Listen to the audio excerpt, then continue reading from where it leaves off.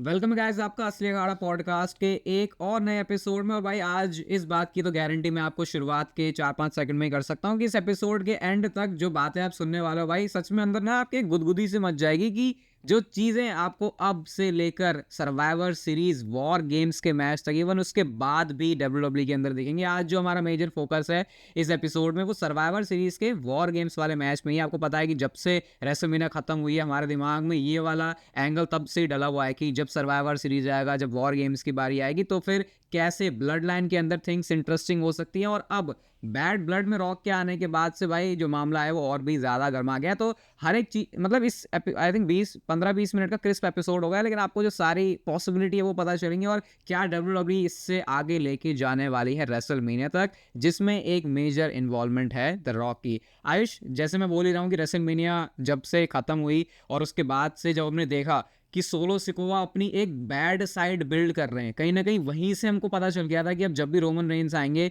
और जिस तरीके से सोलो सिकोवा अपने आप को टेम्पररी या फिर जीरो और ट्रैवल चीफ बना रहा है, रोमन रेंस आके सबसे पहले ही बदला लेंगे। और हमारे दिमाग में जो पहला ही मैच आया था वो था सोलो सिकोवा की blood line versus Roman Reigns की ब्लड लाइन। लेकिन तब से लेकर अब तक देखें तो कैसे काफ़ी सारी चीज़ें चेंज हुई हैं, क्योंकि जो सोलो सिकोवा के पास नेम है टामा टोंगा, टोंगा लोवा, जेकब फाटू, जो कि अब शायद एक मेजर रोल प्ले करने वाले हैं इस वॉर गेम्स वाले मैच में। और अभी रोमन रेंस की साइड भी क्लियर नहीं हुई है। तो ये कैसे वॉर गेम्स वाली चीज़, मतलब लोग सिर्फ इसको वॉर गेम्स वाले मैच की तरह देख रहे हैं। मेरे हिसाब से सिर्फ वॉर गेम्स मैच नहीं, एक बहुत बड़ा चेक पॉइंट है ब्लड लाइन की पूरी स्टोरी का।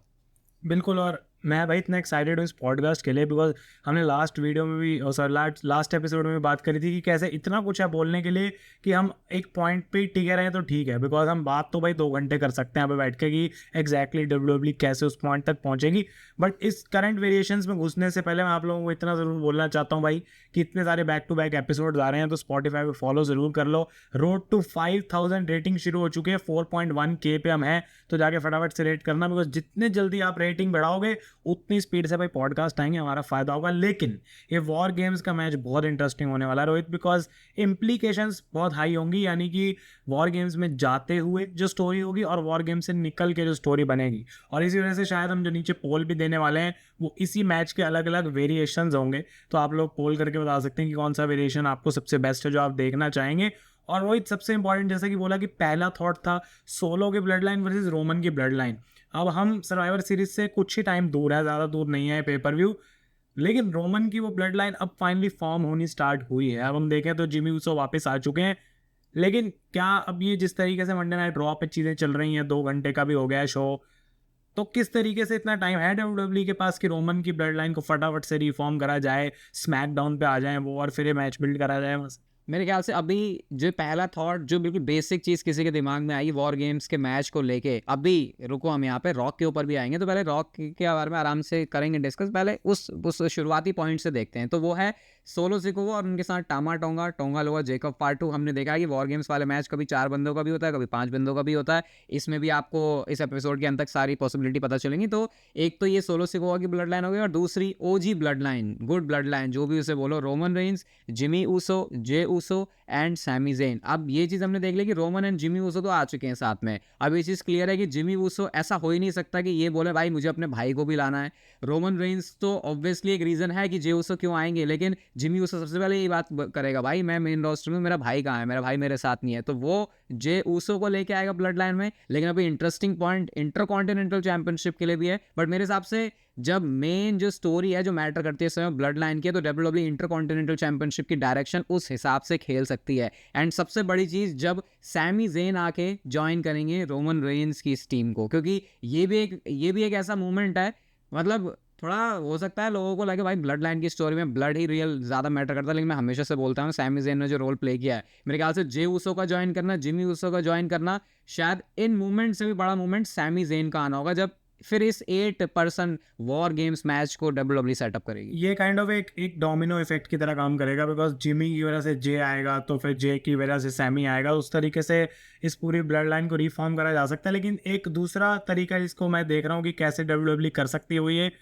कि जीला फाटू की यहाँ पे इंट्रोडक्शन करी जा सकती है अगर सैमी ज़ेन को नहीं लेके आना। और क्योंकि रोमन रेंस को पता होगा कि मुझे कुछ ना कुछ तो ऐसा करना पड़ेगा क्योंकि हम एक मेंबर शॉर्ट हैं। और जे ऊसो का आई थिंक क्योंकि सर्वाइवर सीरीज पेपर हुआ तो ये रॉ वर्सेस स्मैकडाउन वाली थ्योरी कहीं ना कहीं लगा के उनको लेके आया जा सकता है स्मैकडाउन पे कि फैमिली मैटर है, इससे बड़ा कुछ है नहीं। और इंटरकॉन्टिनेंटल चैंपियनशिप उनके कंधे पे ही रहे और तब भी वो आके एक ऐसे तरीके से स्टोरी दिखा सकते हैं कि एक नाइट के लिए, जिमी मैं तेरी बात मान रहा हूँ, एक नाइट के लिए मुझे अभी भी यकीन नहीं है कि रोमन रेंज सही हो गया है, मुझे किसी पे कोई भरोसा नहीं है, लेकिन सिर्फ अपने भाई के कहने पे मैं एक नाइट के लिए आके वो मैच लड़ूंगा। लेकिन किसको पता था कि जे ऊसो जो एक नाइट के लिए आ रहा है वो रेसलमेनिया तक इसी गड्ढे में या फिर कीचड़ में फंसा रह जाएगा और फिर ये स्टोर लाइन आगे खिंचती चली जाएगी इतनी कि या फिर जीला फाटू सैमी जेन भी ऑप्शन बन सकते हैं। यहाँ पे जो हम और एडिशन की बात कर रहे हैं ना इस स्टोर लाइन में आने की, तो देखो ईकू लियू भी पता चलता है हमको भाई वो साइन कर चुके हैं, जेकब फाटू ने जैसे बहुत टाइम पहले साइन कर लिया था। तो इसको आप ऊपर से एक बोनस की तरह मान सकते हो कि WWE अगर किसी और तरीके से भी सोच रही है और उनको लग रहा है कि कोई मेंबर शॉर्ट है या अभी उनको नहीं लगता कि इतनी जल्दी सब कुछ वो कर लेंगे एक महीने के अंदर कि जे भी आ गए सैमी भी आ गए, तो फिर WWE इस चीज़ को फिलहाल के लिए यूज़ कर सकती है। बट मैं पर्सनली मतलब लोग हो सकता है इसके बारे में बोलें कि यार सैमी जेन को अब नहीं मैटर करना चाहिए उस चीज़ से। मैं मान ही नहीं सकता कि सैमी जेन की इन्वॉल्वमेंट वहाँ पे ना हो जितनी एंटरटेनिंग ब्लड लाइन की स्टोरी रही है। मैंने बोला है कि रॉक एक बड़ा नेम ज़रूर है, लेकिन एक वीक बाय वीक जो हमने स्टोरी टेलिंग देखी थी, जो प्रोग्रेशन देखी थी स्टोरी की, वो मेरे लिए ब्लड लाइन का सबसे बढ़िया टाइम था। और जब मैं अभी ये कह रहा हूँ कि एक नाम है जो कि सैमी जेन हो सकता है, ये बहुत ज़्यादा कॉन्ट्रोवर्शियल और डिबेटेबल है, कोडी रोड्स की इन्वॉल्वमेंट कि वो रोमन रेंस के साथ टीम जैसे उन्होंने बनाई थी से, मतलब दूसरी बैड वाली साइड तो सेम ही है ब्लड लाइन की, लेकिन यहाँ पर सैमी जेन ना होके Cody Rhodes, Roman Reigns, J Uso and Jimmy Uso होंगे। और मैंने आई थिंक बहुत बार बोला भी है कि कोडी रोड्स को देख के ऐसा लगता है कि उनको ब्लड लाइन की ज़रूरत है। अब ऐसा फील हो रहा है कि ना सिर्फ कोडी रोड्स को ब्लड लाइन की ज़रूरत है बल्कि ब्लड लाइन की स्टोरी को भी कोडी रोड्स की ज़रूरत है। कंसिडर करें रोमन रेंज जिस तरीके से कोडी रोड्स को देखते हैं और ऊपर से रॉक के आने का भी फिर डोर ओपन होता है, और वैसे तो ऑब्वियसली है ही वो, लेकिन और एक बड़ा रीज़न उनको मिलता है कि वो क्यों इंटरफेयर करे इसमें। तो ये मैच को कैसे देखते हैं फिर? कोडी रोड्स पे आने से पहले मैं एक क्वेश्चन पूछना चाहता हूँ कि ये जो blood line versus blood line वाला मैच होगा वॉर गेम्स, क्या ये एक हद तक हम मान सकते हैं कि ये 4-on-4 मैच ही है? बिकॉज अगर ये 5-on-5 है तो फिर दोनों तरफ एक एक बंदे की कमी है, तो वहाँ पे रॉक को फिगर आउट करना पड़ेगा कि मैं किस बंदे को लेके आऊँ, भले ही वो स्टोरी में दिखे या ना दिखे, अभी हम रॉक पे आएंगे, लेकिन सोलो सिकोआ को फिगर आउट करना पड़ेगा कि कोई एक बंदा मैं कहाँ से लेके आऊँ। और फिर उसकी तरफ Roman Reigns, because I think कि 4-on-4 एक बहुत छोटा काइंड ऑफ वॉर गेम्स के हिसाब से, भाई 2 केज 2 रिंग्स इतना तुम आ रहे हो एक एक करके, तो 4-on-4 ना थोड़ा सा मुझे ऐसा लग रहा है कि वो डायनेमिक कम है। तो हमने कोडी रोड्स की बात करी, तो क्या पता Roman Reigns, Usos, Sami Zayn and Cody Rhodes वाला डायनेमिक भी हमें देखने को मिले। बिकॉज ये बात तो मैं एग्री करूँगा कि कोडी को इस समय ब्लड लाइन की स्टोरी से, अब भाई देखो ऐसा लगेगा कि हम ही अपनी बात से मुड़ रहे हैं। बिकॉज जब कोडी रोड्स को इस मैच में डाला गया था तो मैंने पर्सनली आके रैंट किया था कि जिमी क्यों नहीं है, ये क्या कर दिया, बर्बाद कर दिया। और अब जब फाइनली केविन ओवेंस का हिल टर्न हुआ और कोडी को अपनी स्टोरी मिलने की बात आई है, तो हम बोल रहे हैं कि भाई कोडी रोड्स को ब्लड लाइन के साथ रखो, केविन को पीछे हटा दो। तो मैं नहीं बोलूँगा कि मुझे कोडी चाहिए ही चाहिए उस मैच के अंदर, लेकिन मे बी केविन वाले मैच से ज़्यादा बेटर आइडिया कोडी के लिए ब्लड लाइन के साथ ही जुड़ा रहना है। बिकॉज रोहित ऐसा नहीं लगता अगर एक पेपर व्यू के लिए भी कोडी को हटा दिया पीछे ब्लड लाइन से और केविन वाली स्टोरी में डाल दिया, फिर रैंडी में डाल दिया, तो वो जो रॉक और कोडी रोड्स जिस वे में जुड़े हुए हैं वो कहीं ना कहीं थोड़ा बॉन्ड टूट जाएगा इस पूरी चीज़ से। मैं आई थिंक इन्वेस्टेड ही इसलिए हूँ इस चीज़ को अब देखने में कि कोडी रोड्स ब्लड लाइन की स्टोरी में रहे, वो रॉक वाले एंगल की वजह से। अगर रॉक बैड ब्लड में नहीं आते तो शायद मैं ये स्टेटमेंट दे नहीं रहा होता, मैं कहता कि चलो भाई ठीक है, कोडी रोड्स को अपनी केविन ओवेंस वाली जो स्टोरी है वो मिल चुकी है, और शायद जिस तरीके से WWE वो एंगल दिखा रहे हैं मैं कोडी रोड्स को वो डायरेक्शन में जाते हुए देखना भी पसंद करूँगा। मेरा एक बिल्कुल लाइट बल्ब मोमेंट हुआ है अब भाई, तो सोलो सिकोआ को एक बंदा चाहिए, वो है केविन ओवेंस। ये एक टेम्पररी अलायंस हो सकता है क्योंकि केविन ओवेंस भाई एक बिकॉज केविन ओवेंस ने आज तक रोमन रेंस को माफ नहीं करा। केविन ओवेंस ने कोडी रोड्स को शायद इस वजह से अटैक करा कि वो रोमन के साथ टीम करके क्या उछल रहा है, और जिमी से तो उसको वैसे ही फर्क नहीं पड़ता केविन ओवेंस को। जे शायद वापस आ रहा है तो केविन बेसिकली कहेगा कि भाई मुझे तो कोडी से मतलब है, तो अगर सोलो तेरे को एक बंदा चाहिए मैं हेल्प करूंगा, बिकॉज कोडी की टेक केयर मैं कर सकता हूँ, बाकी मुझे किसी से मतलब नहीं है।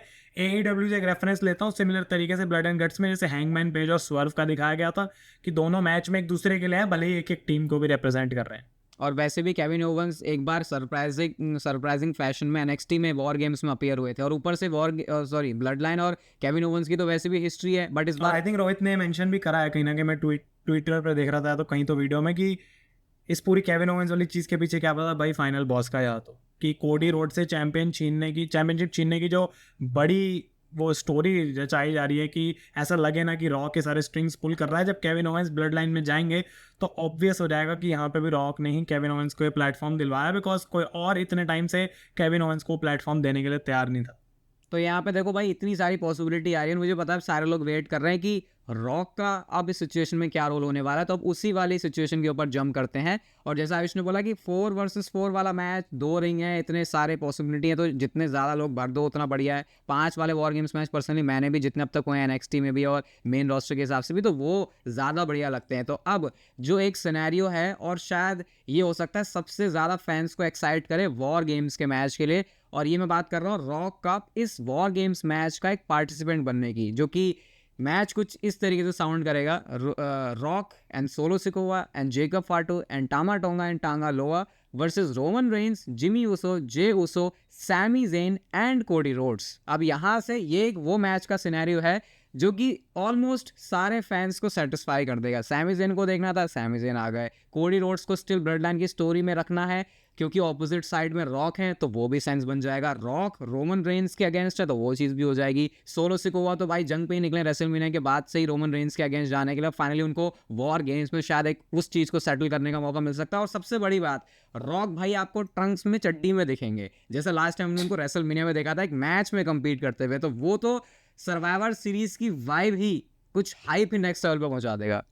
सुनने में जितना अच्छा लगा उसमें कोई कंप्लेंट नहीं है, सिर्फ 2 इश्यूज हैं यहाँ पे। पहला ये कि केविन ओवेंस को फिर जाना पड़ेगा घाट पे कपड़े धोने, लेकिन और ये जो मैंने चीज़ बोली है केविन ओवेंस को साइड करते हुए, ये WWE की हिस्ट्री को देखते हुए भाई वो हमेशा मेन मौकों पर केविन ओवेंस को साइड कर देते हैं। जब कुछ नहीं होता तो जरूरत भाई जूस निकालते हैं फिर मे बी स्मैकडाउन के बाद हमें और आइडिया लगेगा कि केविन ओवेंस का जो हील टर्न है अभी एकदम से कोडी के अगेंस्ट एक मैच मिलना है, या फिर केविन ओवेंस को अपना रास्ता तय करना पड़ेगा कोडी तक पहुंचने के लिए। बिकॉज जिस हिसाब से केविन ओवेंस अभी हारे हैं जस्ट कोडी रोड से, I don't think bash in Berlin के बाद दोबारा एकदम से केविन वर्सेस कोडी को इंटरेस्टिंग मैच है, भले ही केविन ओवेंस हील टर्न भी कर जाए। क्योंकि वो एक मैच जिसको हम वेट कर रहे हैं इतने टाइम से देखने के लिए, वो ऑर्टन वर्सेस कोडी ज़्यादा है। लेकिन दूसरी प्रॉब्लम या फिर इशू, ये प्रॉब्लम इशू नहीं है लेकिन ये WWE की साइड से जो आई डोंट थिंक वो करने वाले हैं, वो है रॉक को एक मैच लड़वाना सर्वाइवर सीरीज में। स्टोरी लाइन के पॉइंट से मुझे लगता है कि ऑब्वियसली बहुत बढ़िया है, रॉक compete कर रहे हैं, रोमन और रॉक सेम रिंग में। लेकिन वो जो डायनामिक है ना कि रॉक और कोडी सेम रिंग में एक बार फिर से लड़ रहे हैं और रोमन भी वहीं पे है, वो WWE बहुत डिले में चलाने वाली है उस चीज़ को। आई डोंट थिंक कि रॉक का रिंग में compete कर पाना एक ऑप्शन है। लेकिन दूसरी तरह से ये ज़रूर हो सकता है कि रॉक रिंग साइड पे हो, या फिर रॉक एक स्पेशल इन्फोर्सर की तरह कुछ ना कुछ करके ब्लड लाइन रूल्स बना दें। जैसे कि हम बात कर रहे थे कि भाई वॉर गेम्स तो है ही, लेकिन ऊपर से ब्लड लाइन रूल्स भी है, यानी कि कुछ भी कर सकते हैं। रेफरी भी बिका हुआ है, सब कुछ कर दिया रॉक ने, और किसी तरीके से बेबी फेस ब्लड लाइन तब भी हार गई। ये आयुष ने ये बात बोली ना, तो हमने अपने व्यूअर्स को, लिसनर्स को बिल्कुल एक ब्लैक एंड वाइट पिक्चर दिखा दी, जहाँ एक तरफ मैं तो बोल रहा हूँ अरे रॉक का ये, बट ऑब्वियसली जो बातें आयुष ने बोली उसका पूरा सेंस बन रहा है। क्योंकि जितना हमने देखा है ब्लड लाइन की स्टोरी धीरे धीरे करके, जैसे बीरबल की खिचड़ी होती है ना, धीरे धीरे पकेगी और ज़्यादा टेस्टी होगी। ऐसा नहीं भाई तुरंत 10 मिनट में आगे पका दिया, जल गई, टेस्ट कैसा भी है बस पक गई। तो WWE थोड़ा सा टाइम लेती है इसमें, तो इसीलिए क्योंकि रॉक का किसी मैच में होना वो हमेशा एक बहुत बड़ा फैक्टर होगा, और उसके लिए रॉक खुद भी मेहनत करते हैं भाई, बहुत ज़्यादा कैंप लगाते हैं इधर उधर जाके। तो शायद हमको हो सकता है और आने वाले टाइम में इसके हिंट मिले। लेकिन जो आयुष ने बात बोली कि रॉक का हो सकता है रिंग साइड में कोई रोल हो या कुछ ऐसे, अब इसको इस तरीके से भी देखा जा सकता है कि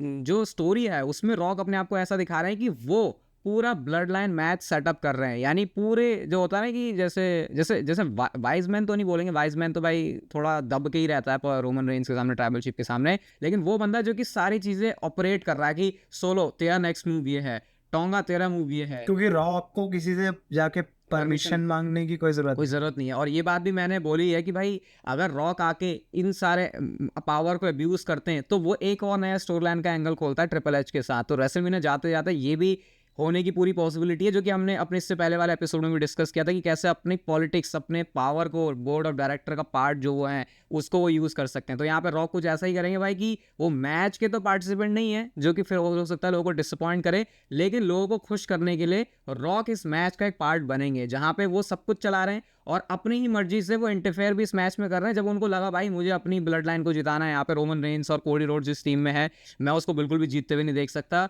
वो इस मैच में घुसे। हो सकता है पीपल सर्वो लगाएं, हो सकता है रॉक बॉटम लगाएं, मतलब बिना मैच देखे भी रॉक आपको वो फ्लेवर, वो फिजिकल होने वाला एंगल दिखा सकते हैं। क्योंकि अभी भी जो पूरी रॉक हमने अब तक जो भी उनको रेसलमेनिया 40 की स्टोरी लाइन तक भी देखा था, ऐसा बहुत बार नहीं हुआ कि रॉक फिजिकल हुए हैं। वो बातों से ही अपना मतलब काम मैं करते मैं थे। एक सीन पूरा विजुअलाइज कराता हूँ तुम्हें। वॉर गेम्स चल रही है, सारे बंदे केज के अंदर है, मैच लड़ रहा है और ऑलमोस्ट जो है वो बेबी फेस ब्लड लाइन, ऐसा लग रहा है कि मैच जीतने वाली है। लेकिन एक मोमेंट आती है जहाँ पे सारे रिंग में गिरे पड़े हैं इधर उधर, रॉक का म्यूजिक बजता है और अब केज खुल नहीं सकता technically because war games is on. जब तक पिनफॉल सबमिशन नहीं आती, लेकिन रॉक खुलवाता है उस केज को। रॉक आते हैं, पहले रोमन रेंस को मारेंगे वो रॉक बॉटम, कोडी रोड्स को रॉक बॉटम, कोडी रोड्स को पीपल्स एल्बो, सोलो से कोवा को उठा के फेंकेंगे कोडी के ऊपर। और वो जो 2 बार और पता नहीं कितनी बार कोडी रोड्स ने सोलो से कोवा को या सोलो पिन हुए हैं, उसका भी बदला वहाँ पे वापस आया। रॉक ने अपनी मनमानी करके खुद ही ऐसे इतनी मेहनत करने के बाद दोनों टीम्स के आके ऐसे ही बस मैच खत्म कर दिया, अपनी पावर को अब्यूज कर लिया। तो वो dynamic way better as compare to कि रॉक की एंट्रेंस हो रही है, वो मैच में लड़ रहे हैं, पिट रहे हैं, इधर उधर गिरे पड़े हैं, और उसके बाद फिर वॉर गेम्स मैच में ब्लड लाइन अगर जीतती भी है तो ऐसा नहीं लगेगा कि कुछ रॉक ने अचीव करा, बिकॉज रॉक बाकी के कंपैरिजन में जेकब फाटू, टोंगन, सोलो बहुत ज़्यादा ऊपर है अभी मामला। मतलब वो डायनेमिक में ऐसा लगेगा ही नहीं कि रॉक इनके साथ क्यों टीम कर रहा भाई। तो वो बेटर है कि वो ना ऊपर ही रहे सबसे। और दूसरी तरफ जो एक और बड़ी चीज़ पुल करी जा सकती है, इस पर हम एक अलग एपिसोड बनाएंगे, डिटेल में नहीं जाएंगे। लेकिन रोहित, मैंने पहले भी मेंशन किया कि कैसे रोमन की स्टोरी भी यहाँ पे चेज की बनानी है एट द एंड। तो रोमन को पहले गिराना पड़ेगा, कुछ ऐसी गलत चीज़ें उसके अगेंस्ट होंगी ताकि रोमन को भी समझ आ जाए रॉक मेरे अगेंस्ट है। और वो मूव जो रॉक पुल करेंगे वे सर्वाइवर सीरीज में, जिसके बारे में काफ़ी बात करी जा रही है, वो है वाइज मैन का हील टर्न। तो अगर तब तक पॉल हेमन भी वापस आते हैं, सैमी और जे को मना लेते हैं कि भाई तू आ, रोमन का साथ दे, सब कुछ पहले वो करेंगे ताकि रॉक का वो blood line versus blood line का आइडिया पूरा हो सके। रोमन को लगेगा वाह मेरा वाइज मैन आ गया, सब कुछ सही है। लेकिन जैसे ही आएगा सर्वाइवर सीरीज का टाइम, ले झटका भाई। ये कुछ ना हमको बैड ब्लड के शो जैसी वाइब देगा कि भाई एक शो में इतना कुछ कि रॉक भी वहाँ पर है, मार भी रहे हैं, फिर पॉल हेमन का भी टर्न हो गया, और ये सारी बातें जो हम डिस्कस कर रहे हैं यहाँ से आई थिंक एक चीज़ भी काफ़ी क्लियर होती हुई नज़र आ रही है कि वॉर गेम्स को WWE इस तरीके से देखेगी कि अब रोड टू रेसलमेनिया का उनका पाथ क्या होने वाला है। क्योंकि हमने इससे पहले भी जो एपिसोड बनाया था कि क्या रेसलमेनिया का मैच होगा, अगर आपने नहीं देखा भाई तो जाके आप देख सकते हो उसे। और एक और स्कूप दे देता हूँ भाई, क्योंकि इतना जैसे लग रहा है ना बल्ब पे बल्ब चल रहा है मेरे दिमाग में। सर्वाइवर सीरीज कहाँ हो रही है? वैंकूवर। एक तरफ सैमी ज़ेन, दूसरी तरफ केविन ओवेंस। तुम्हारे पास 2 कैनेडियंस हैं वॉर गेम्स मैच के अंदर। लो भाई, तुम जो 80% वॉल्यूम पे थे वो 100 तक तुमने ऑलरेडी पहुंचा दी। और वो 2 बंदे सबसे लीस्ट मैटर करते हैं ब्लड लाइन की स्टोरी में, लेकिन उनकी भी आपस की स्टोरी है, हिस्ट्री है। कनाडा में तुम हो, उन दोनों को और क्या ही दोगे, इससे बढ़िया उनको वॉर गेम्स में डाल दो। ट्रिपल एच के स्टोरी में उनके एरा में हम देख भी रहे हैं कि स्टोरी लाइन एक साथ कैसे आपस में क्रॉस करती हैं, पैरेलल चलती हैं, तो वो सारी चीज़ें आपको यहाँ से पता चलेंगी। और अगर हम एक इम्प्लीकेशन की बात करें, जो मैं बोल भी रहा था कि ऐसा बहुत हद तक पॉसिबल है कि इस मैच के ऊपर कुछ स्टेक्स ऑन द लाइन हो, और यहाँ पे किसी चैंपियनशिप की बात नहीं हो रही, यहाँ पे किसी WWE के टाइटल की बात नहीं हो रही, यहाँ पे बात हो रही है आगे प्रोग्रेशन जो ब्लड लाइन की स्टोरी की है। मैं भी रॉक यहाँ पे बोल सकते हैं भाई अगर मेरी वाली ब्लड लाइन जीत गई तो फिर मेरे को सीधा ये करने को मिलेगा, अगर तुम्हारी वाली ब्लड लाइन हार गई तो मैं ये करूँगा। तो यहाँ पे उस चीज़ से भी ये इंटरेस्टिंग बना सकते हैं रेसलमेनिया तक की पूरी जर्नी। परफेक्ट चीज़ जो फाइनल बॉस कर सकता है वो यही है कि मैं इस मैच को बनाऊंगा, मैं खुद इस मैच पे नहीं हूँ, और अगर मेरी टीम इस मैच को जीतेगी तो फिर प्राइज भी मुझे मिलेगा। तो बाकी लोग क्या कर रहे हैं, 5 जो तेरे लिए लड़ रहे हैं, clearly because you are the final boss, तुम उसके इशारों पे नाचोगे। और इससे कोडी रोड्स वर्सेस रॉक के मैच की सेंस बनेगी, क्योंकि रॉक खुद आके इस मैच को ख़त्म करेंगे और कोडी रोड्स को अटैक करेंगे। तो वहाँ से Rock versus Cody Rhodes at Royal Rumble, जो कि मैं अभी भी बोलूँगा ठीक है भाई रेसलमेनिया में कर लेना, वो मैच खींच देना स्टोरी को और ज़्यादा। लेकिन ये सेटअप हमें देखने को मिलना चाहिए कि कोडी रोड्स बोलेगा भाई ये क्या है, अब मेरा मैच होना है रॉक के साथ, लेकिन रॉक बोलेगा ऐसे थोड़ी मैं रॉयल रंबल में लड़ूंगा, मुझे तो मैच चाहिए रेसलमेनिया में। तो रोमन रेंस भी वहाँ सोचेंगे भाई मेरे को चैंपियनशिप कब मिलेगी। देखो भाई कोई फ्लेक्स नहीं कर रहा मैं, लेकिन मेरे ख्याल से WWE के ग्राफिक या फिर वीडियो पैकेजेस से बेटर अगर आप हमारे 15-20 मिनट के एपिसोड सुनोगे तो आपको पता चलेगा कि क्या क्या चीज़ें WWE एक्चुअल में पुल ऑफ कर सकती है, और ब्लड लाइन की स्टोरी में वैसा होता भी है। तो भाई हमने प्लान ही किया था इसको कि इसको बहुत क्रिस्प रखेंगे, बोलने को और भी बातें बोली जा सकती हैं, बट आई थिंक एक वॉर गेम्स के मैच में किस तरह से WWE आगे स्टोरी को देख सकती है उसका आपको बहुत बेटर आइडिया इंक्लूडिंग रॉक का मेजर रोल इस स्टोरी लाइन में क्या होगा। तो भाई आगे वाला टाइम आपसे बोल रहे हैं भाई 2025 तो WWE में ऐसा होगा जो कि हमको हमेशा याद रहेगा, और शायद हमारी तरफ से भी कुछ ऐसे ही कंटेंट आप एक्सपेक्ट कर सकते हो। 5000 रेटिंग हमको चाहिए भाई स्पॉटिफाई पे, तो यार जरा जाके कर देना, क्योंकि आपके सपोर्ट से फिर हमारे लिए भी काम जो है ईजी हो जाता है। हम आपसे मिलेंगे बहुत जल्दी असली अखाड़ा पॉडकास्ट के नेक्स्ट एपिसोड में, तब तक के लिए goodbye and take care.